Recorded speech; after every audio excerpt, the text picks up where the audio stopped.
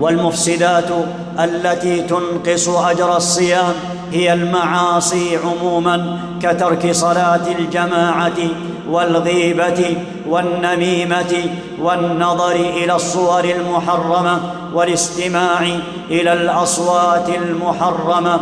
كل ذلك يجرح الصوم وينقص الأجر، وربما أذهب أجره جميعا. وحافظوا على صيامكم مما يجرحه من المعاصي والقبائح، واحفظوا ألسنتكم إلا من الخير، واجتنبوا النظر إلى المسلسلات والاستماع إلى الأغاني، فإنها مجمع لكثير من المخالفات الشرعية. فالصيام لم يشرع لترك الطعام والشراب فقط، وإنما شرع لترك المفطرات وترك المحرمات عموما، كما قال تعالى في بيان حكمة الصوم: يا أيها الذين آمنوا كتب عليكم الصيام كما كتب على الذين من قبلكم لعلكم تتقون.